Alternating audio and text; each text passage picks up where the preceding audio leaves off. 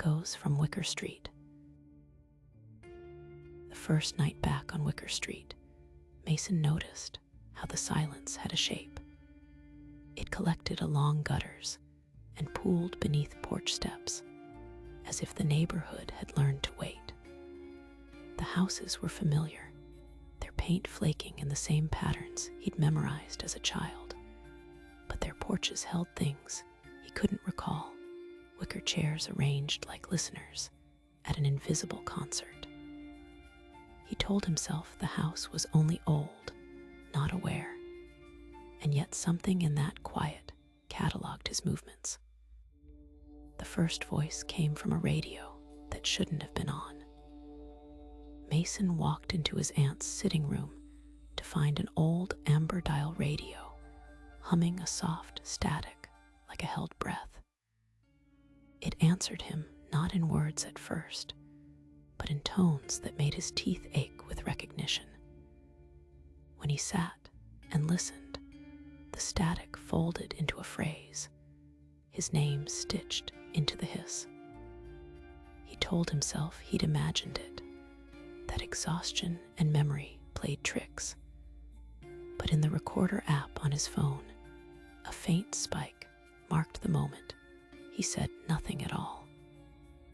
Mason found the pocket recorder pinned under a stack of yellowed bills, its screen dark, but its case warm as if someone had used it recently. He pressed play, half expecting silence. Instead, a phrase he'd thought to himself the night before unfurled in a voice like glass, his own voice, but careful in its delivery, as if reading from a not yet lived page. He laughed then, a brittle sound, and told himself that living among old memories did strange things to the mind. Yet curiosity kept him pressing play. Neighbors noticed the little anomalies the way people notice weather, casually, with an eye for inconvenience. Mrs. Larkin watched Mason from her doorway like anyone might watch a story unfold. When he asked about voices, she folded her knitting and said, "It listens, but not like you think." Her voice was soft, the kind that warned without naming. She spoke of patterns, laughter threaded into rain, odd echoes answering private conversations, of afternoons when porches felt full though no one sat. Mason began to test the house like a scientist of small horrors. He left the recorder running through the night and wandered the rooms, talking to the walls in jokes and questions. In the morning, the file had bookmarks, sharp, precise cuts of sound where nothing should have existed. Sometimes, the recordings repeated his words in new orders. Other times, they offered sentences he hadn't yet spoken, but felt he might someday. The house rearranged his language with a lazy and practiced patience. Sleep grew unreliable. Dreams and waking borrowed phrases from one another, until Mason couldn't tell which belonged to night.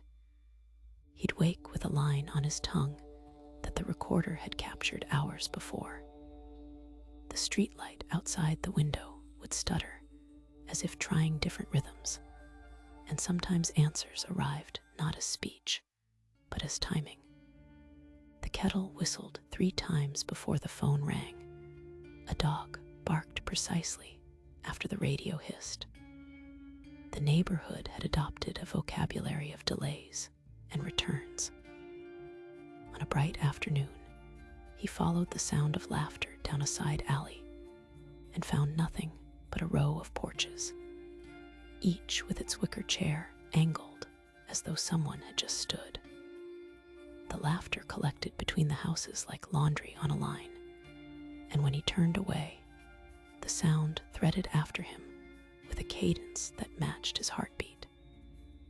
He realized then that whatever recorded the town did not only save sound, it learned how to be present in the space between steps. Mason set a test. He would speak something impossible and play it back only minutes later. He said, Tomorrow I'll leave at dawn. The playback that evening repeated the sentence, but a final syllable hung extra, a small addition that made his stomach dip. Don't. It wasn't necessarily a command. It was an amendment from a voice that had heard the future, and then folded it back into the present. The town's echoes were not neutral. They intervened with the softest insistence. Paranoia arrived not as a thunderclap, but as an accumulation of small misalignments. A neighbor he greeted by name responded with a different name he'd never heard. The mail arrived with stamped dates that couldn't exist. Once, while passing the streetlight, Mason felt a pressure in his chest, as if someone were leaning on his sternum from the other side of the glass. He began to hear recordings that stitched together a life that mirrored his so perfectly he could imagine stepping into it and never noticing the seam. That evening, he waited on his aunt's porch until the world softened into the hum of late light. He pressed play on the recorder and let himself be a subject in his own experiment. The device answered with small kindnesses and terrible accuracies. Memories he hadn't told anyone, jokes he thought private. Then the playback paused, and in the silence that followed, he heard the one sound that finally put a name to his dread. Not a voice, but a perception. Something that moved its attention toward him, and the world sharpened like a held breath. He tried to leave the next morning. The road offered him the usual map of turns, but each mile felt like a sentence, edited and rearranged. Streets looped back with a patient, mechanical inevitability. A wrong turn was corrected not by chance, but by a silence that relaxed only when he returned to Wicker Street's perimeters. It was as if the neighborhood had learned the grammar of direction and refused to permit certain verbs. Mason drove until the tank neared empty, and then, like someone listening for permission, turned back. Confrontation felt both necessary and absurd. He placed the wicker chair from his aunt's porch in the center of the parlor and sat. He turned the radio to static and let the recorder run openly, as if daring the house to collect him whole. The playback came slow and deliberate, a mosaic of every voice he'd ever known woven through with something new. A cadenced whisper that matched neither Mrs. Larkin nor his own, saying, "Stay and listen." The sentence had no malice, only patient occupation.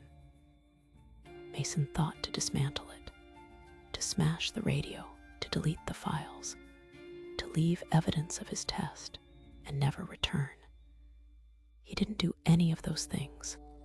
Instead, he found himself listening, tracing the architecture of the sounds, cataloging the way the town rephrased grief into humor and memory into instruction. There was a seduction in that attention, a contagion. The more he listened, the more his thoughts took the cadence of recorded sentences and returned them with the same lulling certainty. The last recording was not dramatic. It began with a normal sound, the creak of the wicker chair as he shifted, and ended with a phrase that might have been a joke, a memory, or a prophecy. In his own voice, at the end of a file he hadn't made, a simple line. It was watching. There was no revelation after that, only the same soft attention he had grown used to, and the realization that watching was not the worst verb the town might choose. It was patient. It learned. It listened on.